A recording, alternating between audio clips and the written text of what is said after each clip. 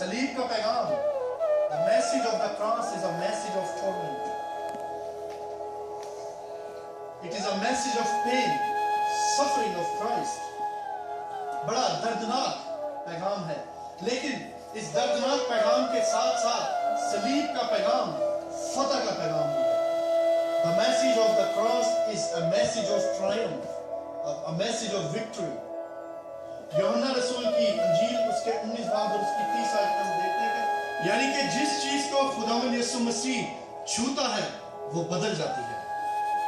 कलाम मुकद्दस में से हम पहला करंथियों उसका पहला बाब और उसकी 18वीं आयत पढ़ेंगे. अगर आपने खुदावंद यीशु मसीह को अपना जाती नजात दहिंदा बनाया है तो सलीब का पैगाम जो है, सलीब की कुदरत हर रोज हमारे सामने होनी चाहिए. और अगर नहीं बनाया तो फिर आपके लिए ये खतरे की बात है कि अगर आप सलीब के पैगाम को नहीं समझते, उस शख्स को जो सलीब पर चढ़ा, जिसने अपनी जान हमारे फिदिया के लिए दी, अगर आप उसे नहीं जानते तो फिर आपके ऊपर खतरे की घंटी बज रही है. लेकिन अगर आप जानते हैं तो खुदावंद का शुक्र हो कि आपने निजात पाई है और आप उसका तजर्बा हासिल कर रहे हैं. अब उस शख्स को जो सलीब पर चढ़ा गया, हमें यह जानने की जरूरत है कि वो कौन था. मरकस की अंजील उसका पहला बाब और उसकी पहली आयत देखेंगे. मसीह जो है वो अबरानी जुबान के लफ्ज मसाया से निकला है, मशिया, जिसका मतलब है रूहुल कुदस से मसा शुदा. पंजाबी में कहते हैं ना कि अच्छी तरीके ना चस्या है जिन्हों तेल लेना. रूहुल कुदस से मसा शुदा, और यूनानी जुबान में उसका मतलब है क्रिस्तोस, उसका मतलब भी है मसा शुदा. तो खुदावंद यीशु मसीह को जब हम खुदा का बेटा कहते हैं, यानी कि यीशु मसीह, इसका मतलब है कि यीशु बादशाह है, क्योंकि मसा बादशाहों को किया जाता था, बादशाह मसा किया जाते थे. Kings were anointed in the word of God, in the Bible. तो यीशु मसीह इब्ने खुदा कौन है? बादशाह है. इसलिए हम गाते ना, रब खुदावंद बादशाह है ते ओ जलाल दा बादशाह है.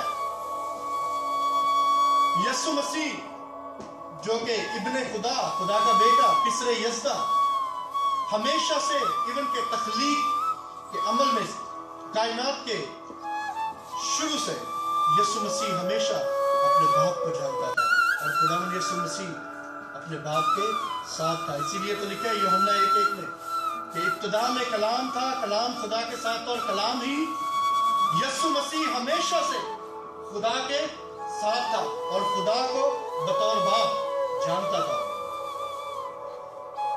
वो जो कहता है कि राह, हक और जिंदगी मैं हूं, जिंदगी और क़यामत मैं हूं, आसमान से उतरी हुई रोटी मैं हूं. वो जो अपने लोगों को कहता है कि खौफ ना खा, वो जो हमारे ईमान का बानी है, हमारी नजात का कप्तान है, वो आप सूली पर चढ़ गया. अब वो क्यों सूली पर चढ़ गया?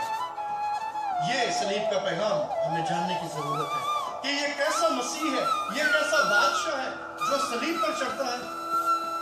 बादशाह तो तख्त पे बैठते हैं, और फिर सबसे बढ़कर ये कैसा मसीह बादशाह है जो सलीब पर चढ़ता है. ये वो बात थी जो यहूदियों की समझ में नहीं आई और यूनानियों की समझ में नहीं आई, लेकिन हम नजात पाने वालों की समझ में आ जाती है कि यीशु मसीह सलीब पर क्यों चढ़ा और सलीब का पैगाम क्यों अपने अंदर एक कुदरत रखता है. सलीब का पैगाम दर्द का पैगाम है. सलीब पर चढ़ने से पहले याद रखिए कि खुदावंद यीशु मसीह को खूब मारा, कूटा और सताया गया. खुदावंद यीशु मसीह की दाढ़ी नोची गई, सर पे कांटों का ताज रखा, लहू लहान खुदावंद यीशु मसीह सलीब उठाए कलवरी की तरफ जाते हैं.